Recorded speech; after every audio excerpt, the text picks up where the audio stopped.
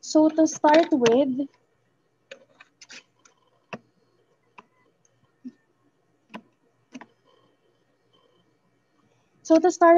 list down some of the reasons why we are processing fish. The first one is to assure safety of the fish we consume at home or sell at the market. Next is to minimize post-harvest losses. For example po, in many islands in our countries, if ever na hindi maibenta lahat ng na-harvest or nahuli nila, they can process it para hindi maitapon or masayang lang. No? And of course, we do processing to meet quality standards and consumer preferences. And because you added value and you make it convenient for them to consume the product, you can sell it to a profitable but reasonable price. And the last one is to extend the shelf life of the fish and to make it available even if it's out of the season. Lalo na po yung mga varieties na minsan ay mahirap mahuli or wala po talagang mabili sa market. And we also want to extend the shelf life of the fish because it is highly perishable or madali pong mapanis because of destructive processes caused by uh, enzymes, caused by bacteria, no? Fat oxidation or acidity, and physical damages po due to poor handling during harvesting, storage, or transportation that eventually na pwede pong mag-result sa contamination. So ang enzyme po at bacteria are naturally present or nandyan talaga siya sa ating mga isda. So ang enzymes are biological chemicals po na present sa gut and stomach ng mga isda for their digestion. So tumutulong po ito sa pagtunaw ng kanilang mga kinakain. But once na namatay po yung isda, hindi tumitigil yung activities ng enzyme or ng bacteria. Instead, yung isda po mismo, yung nagiging source ng kanilang pangangailangan to survive and proliferate or magparami na siyang nagpapabilis po ng pagkasira ng ating isda. Ang oxidation naman po, or acidity, it occurs when oxygen reacts with the oil or fat of the fish, leading to sour and unpleasant smell or taste. So this one is very common sa mga isda na mataas ang fat content. Tulad po ng mackerel, tuna, and sardines. So yung rancidity rin po is yung pagiging maantaing food. And once na naging rancid, it is actually not good for our consumption because of safety concerns and compromised quality, particularly in flavor and aroma. So now, in order to prevent fish spoilage, we could start po with proper handling. Ibig sabihin po, fish should be handled with care at all times. So we need to avoid na magkaroon po ng bruises or splits yung skin, sumabog ang tiyan. Kasi po kapag nangyari yon, madali na pong makakapasok yung bacteria or contaminants dun sa flesh ng isda. Kung hindi po natin maiiwasan yung mga physical damages na to. And also, for the proper storage conditions, we need to cool down the temperature of fish by icing, chilling, or freezing. So because the main concern here is the activities of enzymes and bacteria because their activities slow down in low temperatures. But hindi po na-eliminate or nade-deactivate, na-slow down lang yung kanilang activities. And we can also use other food processing technologies like fermentation, thermal processing or canning, drying and dehydration, which will be the focus of the remaining topics. So when we say drying or fish drying, we reduce or most of the water or moisture content of our raw material is removed. Halimbawa po by means of evaporation. So moisture content o yung tubig po na nandun sa raw material natin ay bumaba. Activity din po So yun po, when we say dry nga po, yun, na nare-reduce yung moisture content or yung water ng ating raw material, for example, by means of evaporation. And once po na yung moisture content ng product ay bumaba, yung water activity po ay bumababa rin. So ang water activity is the unbound water or available water na ginagamit ng microorganisms for their growth. So theoretically, ang isda po ay mayroong 80% na tubig. Initial, ito po yung initial. So after drying, ang expected natin or dapat na maging final moisture content niya ay between 35 to 45%. And also, ang drying po ay pwede nating i-combine or can be combined with salting. Kasi po yung salting, bukod sa nakaka-improve or nakaka-add siya ng flavor sa ating isda, it also an additional preservation. So, how does salt preserves fish? No? First, salt extracts water from the fish. So, the water from the fish moves out.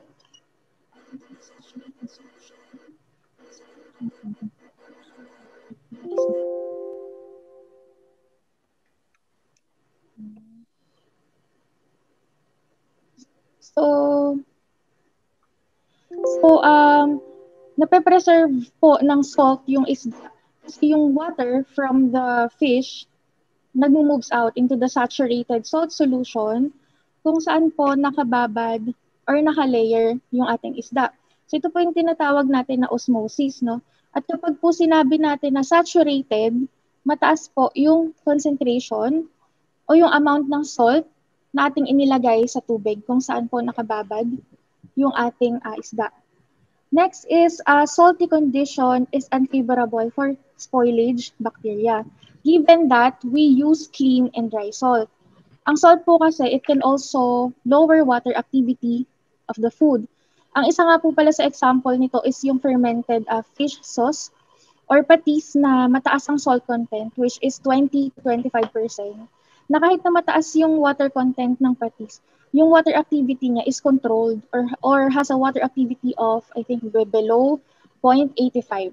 That's why it is preserved and is shelf life stable. And in terms of salt, we can use rock salt and iodized salt in compliance with the asin law. Pero marami po sa dried fish manufacturers preferred na gamitin yung rock salt because unlike iodized salt, hindi po ito nag-iiwan ng aftertaste. Pero kapag naman po iodized salt yung ginamit natin, tolerable naman po yung naiiwan na aftertaste or yung nabibigay niyang aftertaste. And in terms of quality ng salt, it should be fine, clean, and food grade with low chemical impurities. For example po, ang salt is high in terms of magnesium or calcium. So yung product could have a bitter taste and matigas or brittle po yung flesh ng isda. And also, these chemicals slow down the absorption of sodium chloride o pure salt doon sa flesh ng ating isda. And aside from that, these chemicals are hygroscopic and tend to absorb water, making the fish more difficult to dry and to keep dry. For the salting, we have two methods. No? The first one is wet salting or brining, and this done by soaking the fish in prepared concentration of salt solution. The salt concentration as well as the soaking time depends on the variety, size, and market form of the fish. So for example po, ang soaking time or sa soaking time, if malaki po ang isda, of course, longer ang soaking time. And in terms of market form, if split type or daing, mas maikli ang soaking kumpara po dun sa whole or buo tulad po ng tuyo at sapsap. This method is also applicable sa matatabang isda dahil naiiwasan po natin dito yung rancidity dahil hindi po masyadong exposed sa hangin or oxygen yung ating isda. No? And mas uniform po or even yung salt na naa-absorb ng isda sa ganitong method. And ito rin po yung nire-recommend or mas ginagamit in terms of commercial production ng dried fish. The next method or another method is dry salting, wherein yung salt is nire-rub into the surface of the fish and we have to make sure na yung entire surface ng fish is covered ng salt. So if malaki po ang size ng isda, we need to add more salt for equal amount of salt intake. And alternatively, you can apply dry salt in a layer system or piled up or yung patong-patong po, no? So ibig sabihin po sa bawat pagitan ng isda, meron po tayong asin na nakasingit doon. So yung water po na lumalabas mula sa isda, naalis po natin yon or dinidrain natin. So pagkatapos po ng dry salting, ang mapapansin po natin dito, medyo dry na yung surface ng isda or yung flesh, kaya po nababawasan yung oras ng ating pagpapatuyo.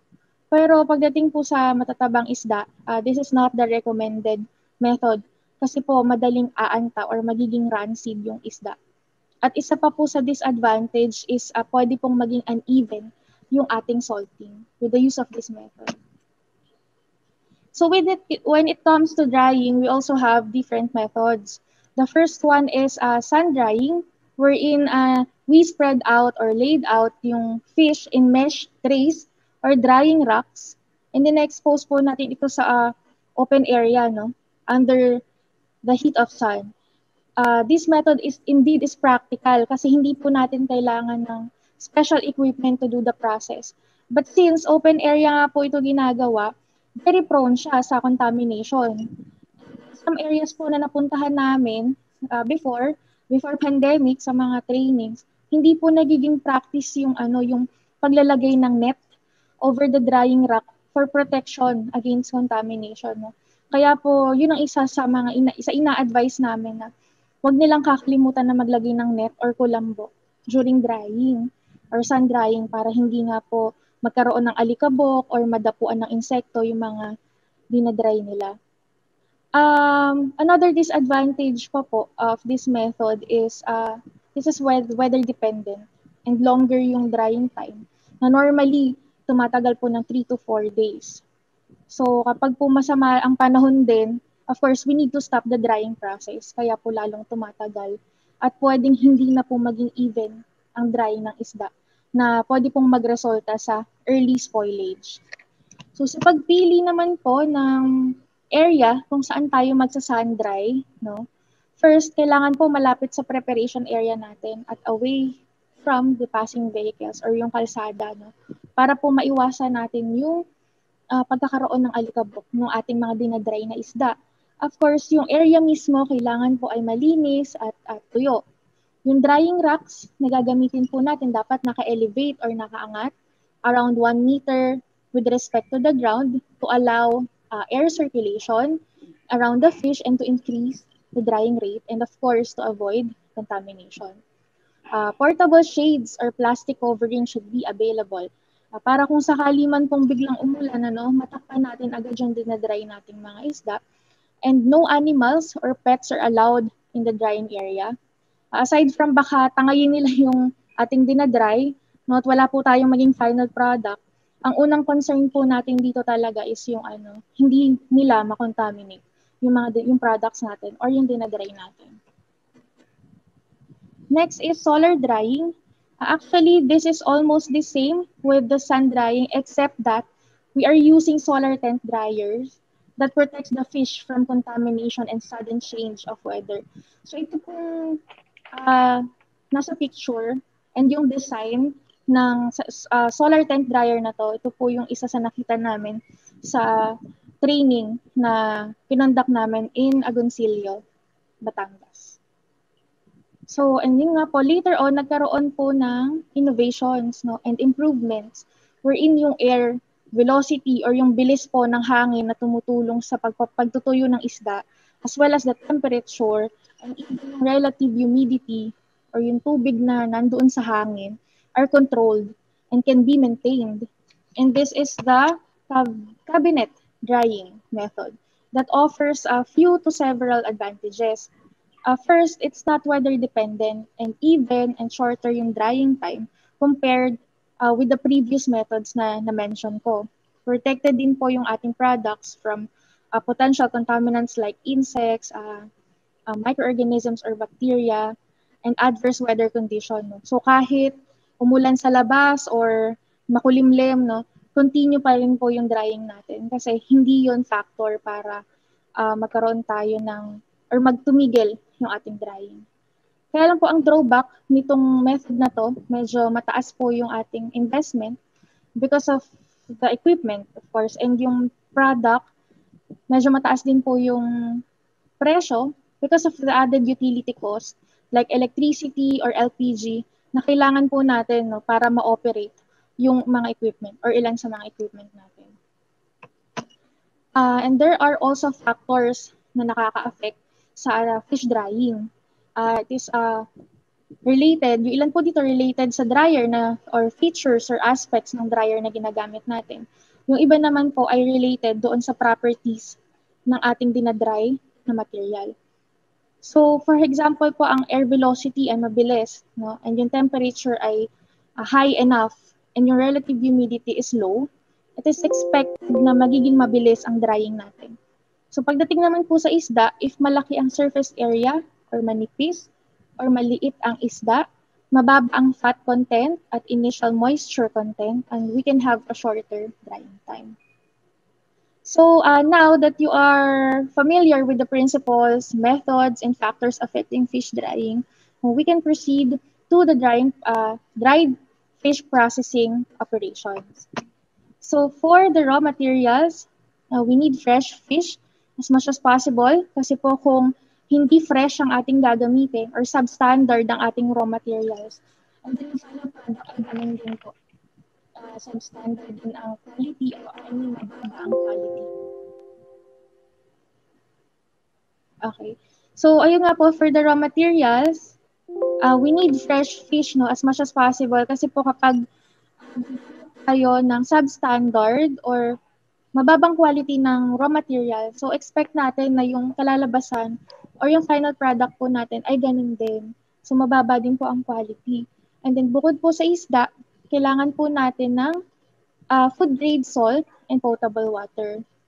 And for the equipment or utensils, we need industrial weighing scale, chopping board and knife, kitchen scissors para sa pagbibituka, pagtatanggal ng mga gills, a large basin para sa ating soaking, graduated cylinder and salinometer, cheesecloth, stainless steel ladle, colander, and for ang equipment natin, cabinet dryer, if hindi po available ang cabinet dryer, pwede naman po tayong gumamit ng elevated na drying racks or mesh trays for the sun drying and kung meron po kayong solar tent dryer. And for the packaging material and equipment, we need weighing scale or top loading balance para po yung per pack natin ay consistent or para parehas yung timbang, impulse sealer or band sealer, polyethylene bags, disposable gloves. No? And yung iba pa pong kailangan natin, first kailangan natin ng Zonrox or unscented Zonrox as cleaning or sanitizing agent, a face mask, and hairnet. And before processing, gawin po nating practice yung tamang paghuhugas ng kamay, and our clothes should be clean as well. The processing tools, equipment should be cleaned and sanitized. We can prepare the sanitizing solution by mixing 7.5 ml chlorine and 1 gallon of water. For higher concentration naman po, 15 ml for every 1 gallon of water. Pwede po natin itong gamitin isa hanggang 2 beses. And another thing po is remove all your accessories, wear hairnet and face mask. Kasi po we need to directly handling the food. Go back.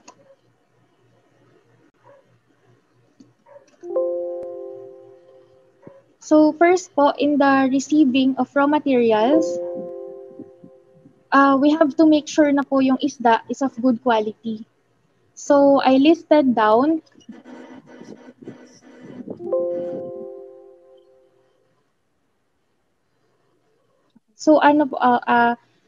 I listed down the parameters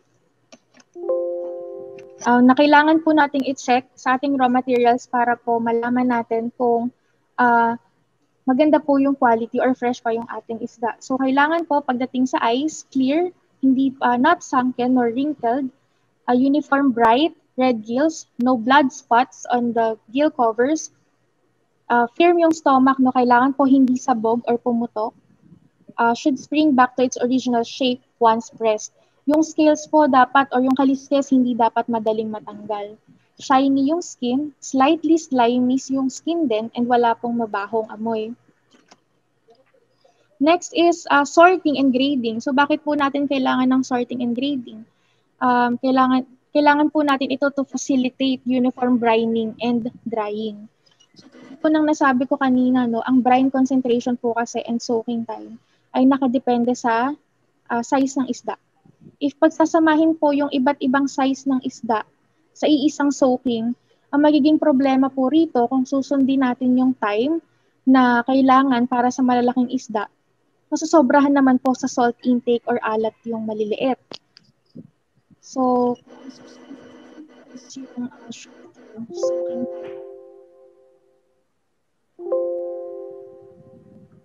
So, kung pagsasamahin naman, kung ang susundin naman pong time or soaking time is yung sa maliliit, magkukulang naman po ng salt intake yung malalaking isda. At ang implication po nito is madaling masira yung product natin. And then after that is eviscerating or pagtatanggal po ng gills and internal organs and splitting if necessary.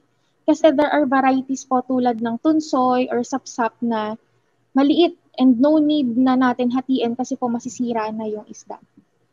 Next is washing, wherein we need to completely remove the remaining internal organs or residues or kaya po ay blood spots. And this will be followed by brining or wet brining. For the preparation po ng salt solution, kapag po ay ang isda ay whole market form tulad nga po ng tuyo or sapsap, 25% ang brine concentration. At mas matagal po yung ating soaking time na umaabot po ng 3 hours. Since hindi nga po natin to in-split at inalisan ng bituka. Yung malalaking isda naman po is for the split type or in dyeing. And yung brine concentration is 20%. Mas mababa po ng konti. And of course, shorter po yung soaking time, which is 1 to 1.5 hours. To prepare yung 20% ng brine concentration, kailangan po natin ng 1 part ng salt for every 4 parts of water. So that's around 250 grams of salt for every 1 liter po ng tubig. For the 25%, we need 1 part of salt for every 3 parts of water. So kailangan po natin ng around 333 grams ng water ng salt, for every 1 liter of water. And don't forget po na i-mix or haluin natin until ma-dissolve yung salt gamit po yung stainless steel ladle, and i-filter po natin yung prepared na salt solution using clean cheese to eliminate yung mga unnecessary na suspended solids. So how will you know po if yung na-prepare ninyong salt is tama yung na-prepare ninyong brine or salt solution is tama yung kanyang concentration? So you can use salinometer or brine hydrometer. So this is a device we use to measure the percentage of salt dissolved in a dissolved salt in a solution. So ang ginagawa po dito para sa pagme-measure, sa isang 100 ml na graduated cylinder, maglalagay po tayo ng prepared na brine. So around 95 ml. And then isoak po natin doon yung salinometer slowly to avoid the formation of bubbles. And take the reading once po na nag-stabilize na yung salinometer doon sa brine. And do take note din po na sa brining, we have to make sure na fully soak ang ating isda to facilitate even salt intake. So what we do sa mga previous trainings, nilalagyan po namin ng pampabigat sa ibabaw. Ito po nung nasa picture, no? Yung enough lang po para hindi masira yung isda. Kaya po ang ginagamit namin is yung mga clean chopping boards.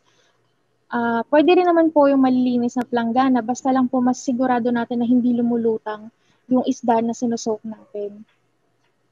And then after soaking, necessary po na i-rinse natin siya by dipping the fish in water for around or about 30 seconds to remove yung surface salt or yung excess salt.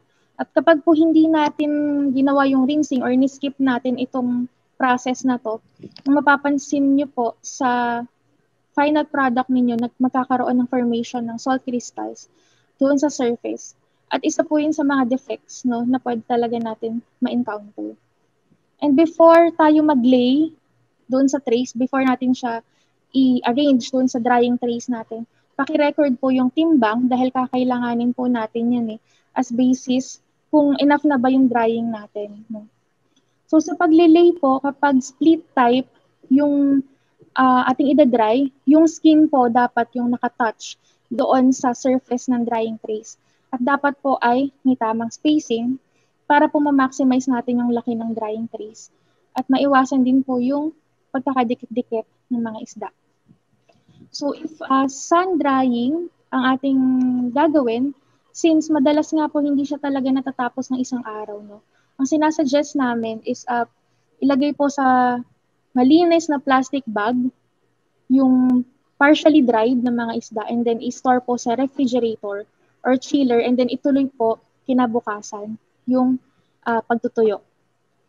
And then for the cabinet drying, i-preheat po natin yung dryer and sa loob sa first 1 to 3 hours po ng ating drying, iset po natin sa medyo mababang temperature around 40 to 45 degrees Celsius para maiwasan po natin yung case hardening. And then after that, pwede na po nating iset yung dryer sa 52 degrees Celsius but of course, depende pa rin sa size ng isda. So kung malaki po yung isda, 60 degrees.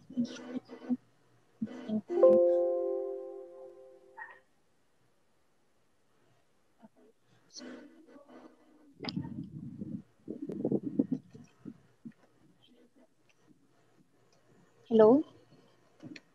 So kung malaki po yung isda, 60 degrees Celsius with shorter drying time. So kapag naman po maliit at manipis, nasa 50 degrees Celsius lang po tayo para hindi naman siya ma-overdry.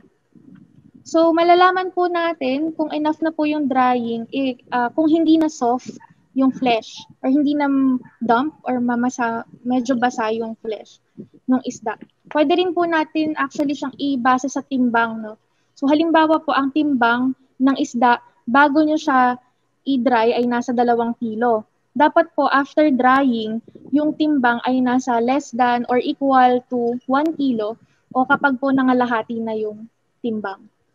Actually po, sa measurement kasi nung final moisture content, gumagamit ng equipment like vacuum oven or moisture analyzer. Dahil po medyo may kamahalan po yung equipment na to at it will take some time para makuha mo yung result, no. Kaya po ang sinasuggest na lang namin sa mga trainings is yung sa timbang. Kukunin yung kaya po sabi ko kanina yung bago mag-lay i-record yung timbang. Isa pa pong way to check yung kung tama na po and yung endpoint ng drying is yung nga po yung subjective evaluation. So, touch nyo po yung flesh kung basa pa ba o kailangan tapos doon po kayo magde-decide kung kailangan pa bang i-extend yung drying hanggang sa pag paulit-ulit nyo na siyang ginagawa, ma-establish nyo na rin eventually yung inyong drying time. No? And then after drying po, hindi po agad tayo magpo-proceed sa packaging. So kailangan po nating mag-cool and mag-sweat. So sa cooling and sweating, ginagawa po natin ito para ma-equilibrate yung moisture content ng ating na-dry na isda. And kapag po ito ay ipinackage agad natin, na hindi natin to ginagawa itong step na to, magkakaroon po ng moisture build-up doon sa packaging na later on magre-result po sa pag-aamag or mold growth. So papansin niyo po parang nagpapawis yung loob ng packaging, yung surface niya, may tubig-tubig. Pagkalabas po ng dried fish sa dryer, ang ginagawa po namin, iniiwan po namin muna siya sa drying trays. Tapos kino-cover ng net for at least 6 hours po. Tsaka pa lang po magpo-proceed sa packaging. So ganun lang po kasimple yung cooling and sweating. For the packaging, what we suggest is a polyethylene or polypropylene plastic bags with at least 0.003 inch yung kapal. And dapat po meron din kayong band sealer or impulse sealer. At yung paggamit po ng old newspaper na madalas po nating nakikita sa mga wet market, no? Dini-discourage po ito for hygienic reasons and hindi po kasi ito GMP or Good Manufacturing Practices compliant. At nag-impose po ito ng health hazard dahil po yung ink na ginagamit for the printing is toxic po. So last, for the storage, store po natin yung products natin in cool, dry, well-ventilated area, at least 15 cm from the floor, and 15 cm from the floor para po maiwasan natin yung yung moisture uptake from the ground, and of course yung contamination po. And when it comes to shelf life, tumatagal po ang dried fish ng 6 months or more, but it varies depending on the formulation, sa packaging process, packaging materials na ginagamit natin, as well as the storage conditions.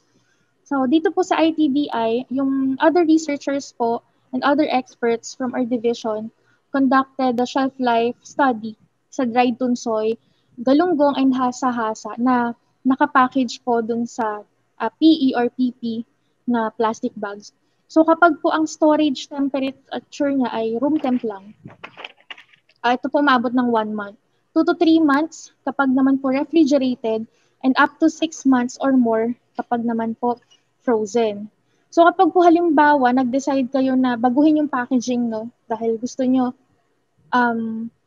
mas makapal yung packaging ninyo, pwede naman po. Pero hindi po ibig sabihin nito na kung ano po yung nakalagay dito na shelf life, yun din yung applicable na shelf life doon sa product ninyo. Kasi po, kailangan natin na i-consider yung bagong packaging. Well, we need to do another shelf life study and we don't recommend the estimation of shelf life. Kasi po, there are properties of a certain food product na kailangan nating tingnan bago po natin masabi na it is still safe to consume bago po dumating yung ganitong date. So, na-discuss ko pong process, there are times nga po na hindi nasusunod even yung standard formulation or processing schedule like soaking time or drying time. Kaya po nagkakaroon tayo ng defects sa ating product. Tulad po ng pagkakaroon ng amag.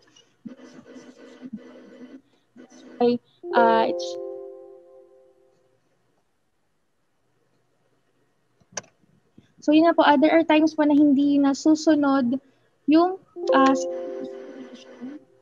process schedule tulad po ng drying time. Kaya po nagkakaroon ang ating products ng defects tulad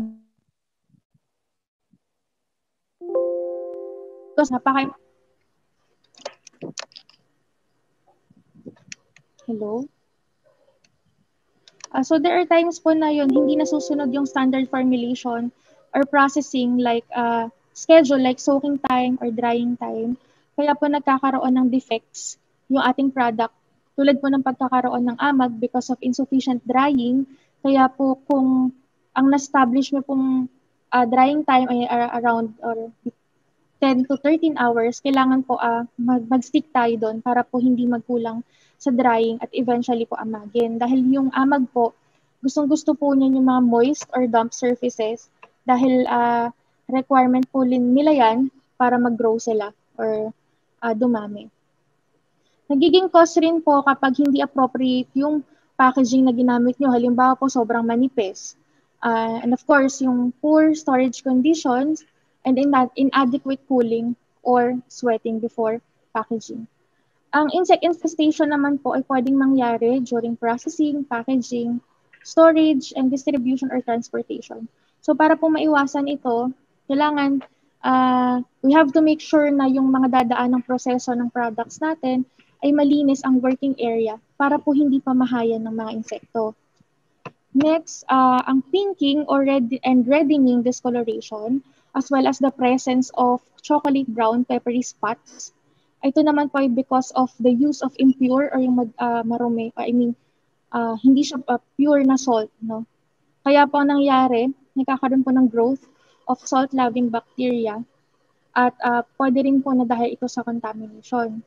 Yung case hardening po na na-mention ko kanina, nangyayari po ito kapag yung unang drying pa lang or pagkasalang pa lang, sobrang taas na po agad ng temperature. Nangyayari po ang unang nadadry is yung surface nung isda.